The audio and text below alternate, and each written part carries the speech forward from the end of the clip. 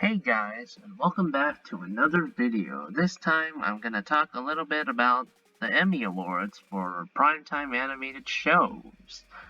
So I'm gonna go through the list of them, and they're gonna be announced next Tuesday, July 13th.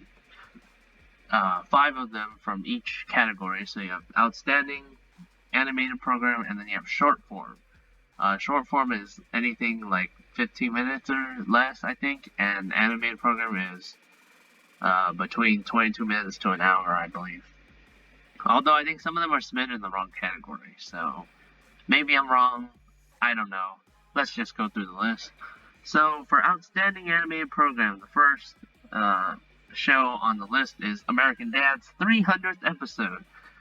Which has the Smiths reminisce about a funny thing that's happened to them, and in order to compete in the application for a TV game show, and Roger has to go back and find all his missing pieces due to the Golden Turd. So it's kind of like a continuation of the Golden Turd arc, and personally I thought the episode was pretty good for the most part, but I highly doubt it's going to be nominated. Next, we have Archer and the Orpheus Gambit. Archer's back in the spy game, and his first mission is to guard a priceless statue. But his second mission is to tell Lana his true feelings, and his last mission is to get drunk. A pretty solid premiere for the most part. I thought it was a little bit slow. I like the changes that Archer had when it was opening up its new season, although I definitely was not a fan of them kind of going back to normal, because I kind of wanted the show to be different. But no, but it's whatever. Big Mouth is next with the new me. Jessie befriends her transgender cabin mate, and Nick discovers his two best friends have too much in common. I didn't like the Big Mouth camp arc, so I'm pretty sure this is one of the shows that's going to be nominated just because. But I won't be surprised, but I won't be that happy either, because I didn't think any of Big Mouth's fourth season was anything special. It was really disappointing for me.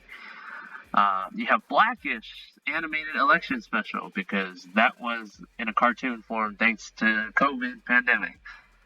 Dre's colleague Stevens makes an ill-advised decision to run for Congress. I've never seen Blackish, but I've heard pretty good things for the most part.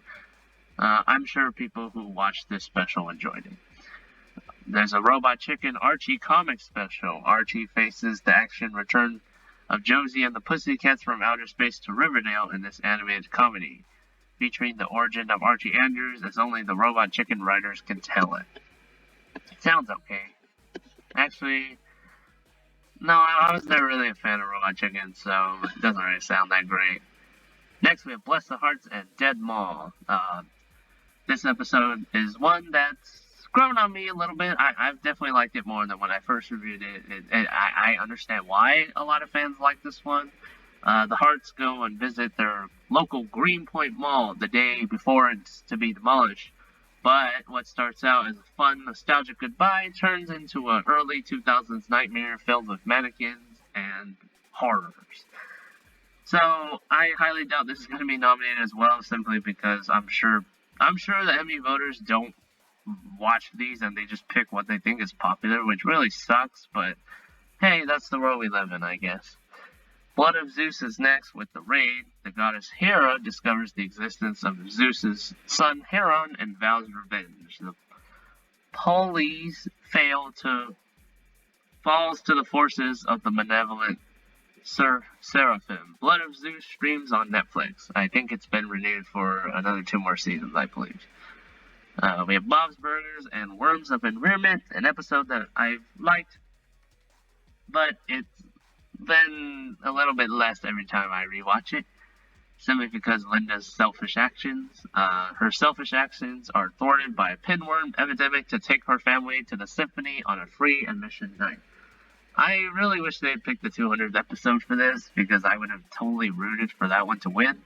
Considering the fact that Bob's Burgers has been nominated for Emmys every single season except for the first, they have a high chance of being nominated, but I wish they had simply picked a better episode. They may have been their opinions, but in my opinion, I would have picked the 200th episode to submit. Castlevania's 4th and final season, I believe, with the endings. Belmont and Sypha join forces with their old friend Alucard, and not a moment too soon, as the battle rages, Varney reveals his true form. Castlevania streams on Netflix. A Creepshow animated special. A surgeon crash lands on a deserted island, but how strong is his will to survive? Then, a teenager's family vacation becomes even more torturous when they pull off the road to see a sinister circus. Next up is Crossing Swords and Unchained Monarchy. Patrick returns to the castle with the rescued Princess Blossom, only to find it under attack. Sigh. I didn't like Crossing Swords at all. If this gets nominated, I'm probably gonna leave this by now. I'm just kidding. But that's personally how I'll feel if this show actually gets nominated for an Emmy. I'm sorry, I really did not like this show. But we have Disenchantment, probably best episode of the season, with Last Splash. On their return to Dreamland via steamboat, Elfo winds up in an unusual relationship while Bean gets close to a mermaid named Mora. One of my favorite episodes due to its lore theme and its focus on character developments and depths. I really liked it. Dota, Dragon's Blood. I don't even know what this is. Their episode is Speak the Words. A grieving father invokes a daughter's memory up to her old tricks. Fimrin, I think that's how you say it, rushes into a dragon's nest, leaving Davion to risk it all. Now we have Duncanville and Duncan's new word. Duncan says something that forces his dad, Jack, to convert his own dad. And Kimberly and Jing take the opportunity to do whatever they want. I really liked the subplot in this episode, and I thought the main was pretty solid too. It's definitely one of the better ones in Season 2, and it was a nice opener. Duncanville streams on Hulu, and has been renewed for another season to premiere next May. F is for Family is up next, with R is for Rosie.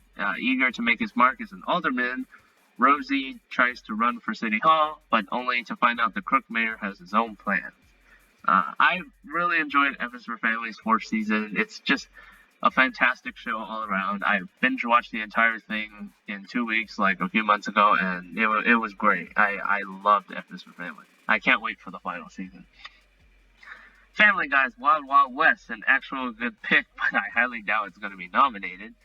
Several months after the passing of Mayor Adam West, Quahog finally finds its successor, Wild West, a handsome, sensitive cowboy who gets in the way of Peter and Lois's marriage. A pretty good episode, in my opinion. Probably the best one in the season. Final Space is next, with all the moments lost. As the crew flees from the Lord Commander, they lightfold into the orbit of a mysterious black hole that threatens to crush them into oblivion. So, I've only seen Final Space's first episode, but I enjoyed what I saw, and I'm really excited to get through the rest when I have time. Primal is up next, another show that I've been sleeping on. Plague of Madness, a relentless dinosaur infected with a terrifying disease pursues Spear and Fang. I've heard many good things about Primal. I do want to check it out at some point in my life. I don't know when that is, but hopefully I'll probably check it out when the show ends, and I'll probably binge watch the whole thing. The Great North with Pride and Prejudance Adventure, one of my favorite episodes of the series. Well, the season, because it's only one season. Judy asks her crush Crispin to the most romantic dance, not realizing he's got eyes for someone else, and Beast's brother Brian comes up to a visit. One of my favorite episodes. I did a video on this a few months back, and if you haven't watched it, you probably should after this video. Great episode. Hope it's nominated. Harley Quinn is another show that I've been sleeping on. I've only seen the first 3 episodes, but I really enjoyed what I saw. I thought the series was really funny, and I can't wait to watch the rest sometime. And they submitted Something Borrowed, Something Green. Harley must crash Ivy's wedding in order to stop a determined Commissioner Gordon from arresting all of the supervillains in attendance. Harley Quinn streams on HBO Max. Invincible is another show that I've fallen behind on. I've only seen the first episode, but I thought it was pretty good, and I can't wait to watch the rest.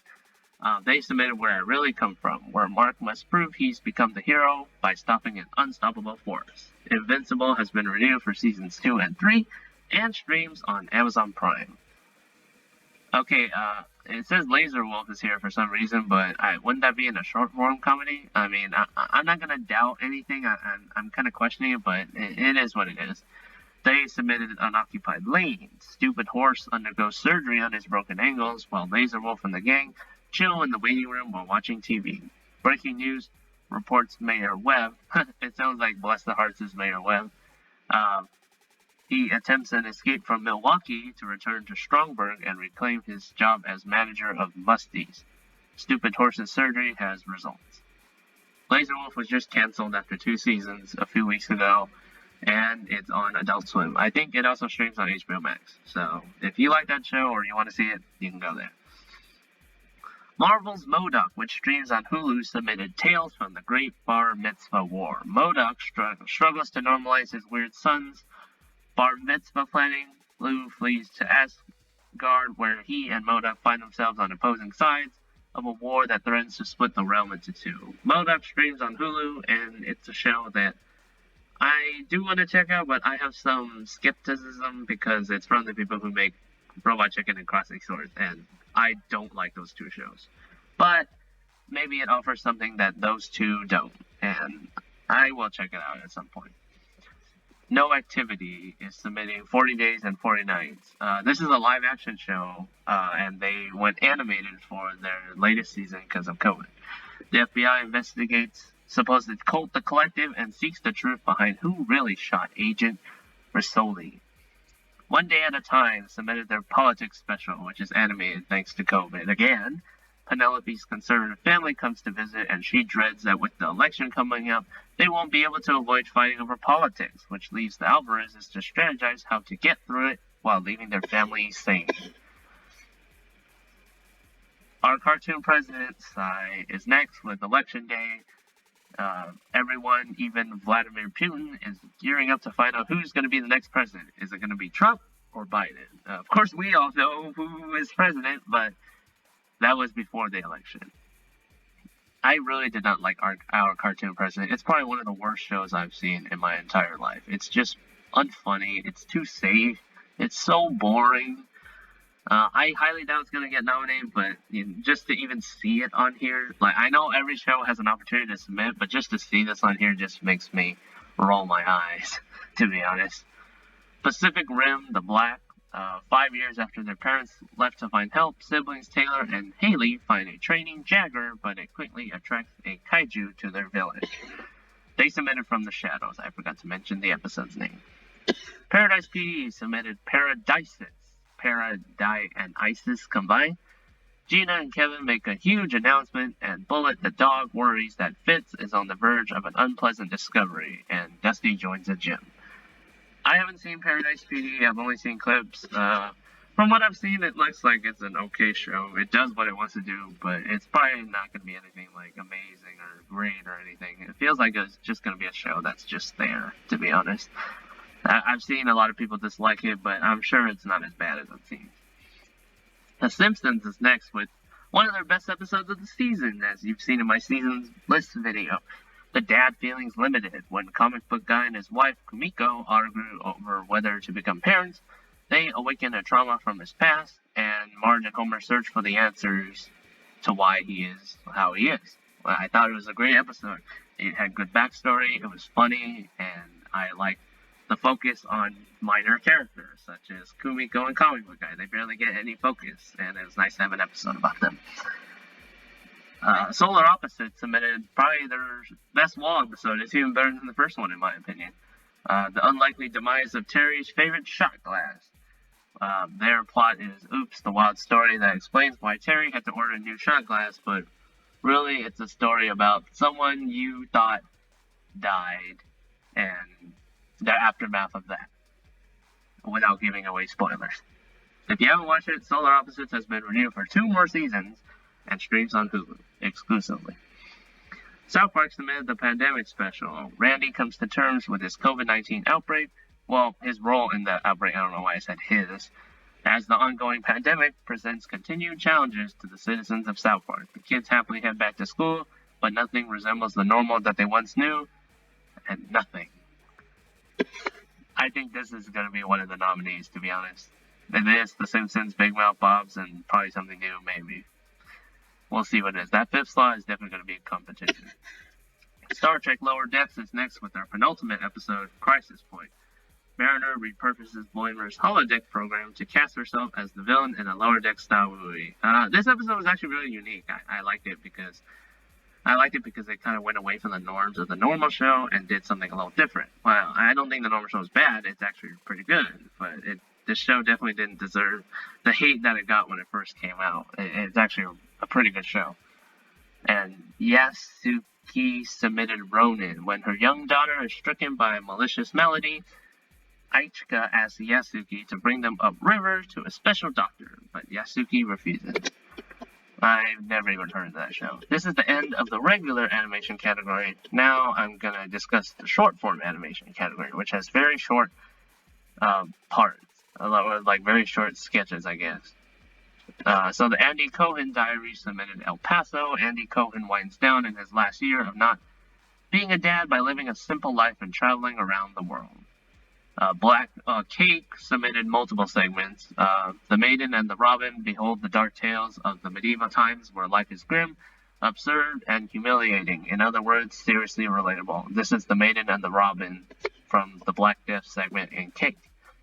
They also submitted The Friend from Odeon, a sneak peek into the lives of different individuals from a world known as Odeon. I think they only submitted 2. So next is Close Enough with Logan's Run. Trying to prove they can still party like when they're younger, the roommates go to a new nightclub. I actually only got halfway through season 2 and I do need to watch the rest, but so far I've enjoyed what I saw. Maybe I'll have time to watch it this weekend, and it's probably very quick. Hopefully I keep true on that promise. Devil May Care is up next with The Date. Devil finds out Beans is friendless and summons his staff to get to work on getting him a girlfriend. He's forced to dig in hell. Devil May Care streams on Peacock, and it's on Sci-Fi's TZGZ animation block. Out of This World SS 2021 Digital Fashion Arcade Show. What is this? Unbound by the limits of the physical world and intergalactic creatures, catwalk models, and celebrities, they can all be found in this outer world experience. I've never even heard of this. Love, Death, and Robots on Netflix submitted Ice. In a future where many humans are enhanced with strength and endurance, the unmodded feel left behind. This class conflict drives a rift between the two brothers that put their lives at risk during a dangerous race. Love, Death, and Robots streams on Netflix, and season 2 just dropped. Maggie Simpson in The Force Awakens from his nap. This is the Simpsons short, the one about the Star Wars one, which I thought was really boring, but of course it's the only thing they could submit. Maggie enters the Jedi preschool, becomes best friends with a droid, and takes a 1-year-old Dark Lord and learns the secret rules of Star Wars. Once Upon a Snowman, the previously untold origins of Olaf, Frozen's innocent and insightful summer-loving snowman are revealed in this all-new animated short, which follows Olaf's first steps as he comes to life and searches for his identity in the snowy mountains outside Arendelle.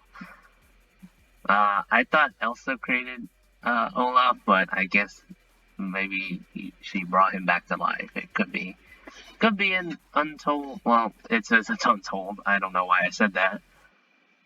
I've never watched it. I probably should. I don't even know where it streams. Party Like It's 1859 submitted the media. The newspaper boom helped give rise to celebrity culture, changing what it meant to be a writer in the limelight. That's actually true, because newspapers were a big boom right before the Civil War came to the U.S. The Poll submitted a holly jolly hostile takeover. After Santa adopts a radical new platform, Mrs. Claus works with her son to build a coalition and overthrow him. Never heard of this. I've never heard of many of these, to be honest. The Power of Hope when her mother falls ill, an aspiring architect grapples with feelings of helplessness, but she's moved by the words of Michelle Obama and finds the will to persevere and bring her dreams to life. Robot Chicken submitted Endgame, the super extra special 200th episode. They finally reveal everything you wanted to know about his experiment with the chicken, the chair, and the TV.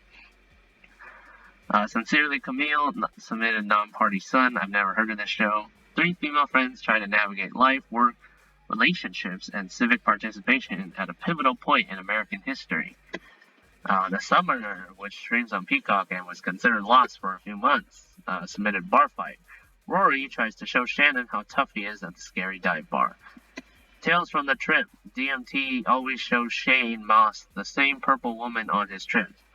Tales from the Trips is here to help. Go on an animated psychedelic journey with funny people as they recount their hilarious, scary, and dangerous experiences with DMT and other types of drugs. Seems like one of those shows that only that appeals to people who do drugs. But I don't do drugs personally, so it probably wouldn't appeal to me. I've never even heard of it either. Tigtone, from their second season, they submit, and Lord Festus, credible threat. Honor, manliness, living. It's all on the line. Tigtone is on Adult Swim. Yellow Crystal Fantasy submitted Madison's birthday party. Rachel is invited to the party of her former schoolmate Madison and takes BFF Sarah as her +1. Can she scale the tower to get a selfie with Madison, and can Sarah escape the +1 hell to which she's been relegated?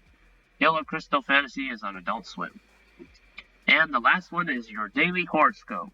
This was a Quibi original, but it's now going to be on Roku because they bought all of Quibi's programming, I think. Well, I mean, to be honest, Quibi doesn't own any of its originals, so they're probably all just going there to do the deals with the studios. But they submitted July 20th, 2020, Leo. Leo finally gets her break in theater and punishes her friends by making them all listen to her bad audition. Never seen the show, and I have zero interest in watching it. So, there's a lot of shows on especially in the short form category, that I've never heard of, to be honest. I'm not sure if they might be like international projects, or I've just never seen them on any streaming services or heard any cloud about them. I just never heard about them, and I don't think I have time to watch every single one of them. My nominee picks, I feel like they're gonna pick for the short form. It can go any way, to be honest. So I'm not gonna make predictions on those. But my predictions for the regular ones are The Simpsons, South Park's Pandemic Special, Bob's Burgers, Big Mouth, Psy, and a newcomer. The fifth one will definitely be open this year. Like last year, it was The Simpsons, Rick and Morty, Big Mouth, BoJack Horseman, and Bob's Burgers. It was, the same shows that always get nominated. But this year, maybe they'll change it up. Maybe Big Mouth won't be nominated, and they'll actually have 2 new ones. But I definitely predict that South Park, The Simpsons, and Bob's Burgers are definitely going to be nominated. So I went over through the entire list. Unfortunately, I saved it right before they took it down. So that's how you guys are able to know what things are, because they were only up for a week. But luckily, I saved the entire list. So, what are your thoughts on the Emmy list? These are episodes that are being submitted for your consideration. They only pick 5, so hopefully there's something on there you like. Maybe list what you want. List your 5 favorites that you want picked in the comments. And I'll see you in the next video. Goodbye.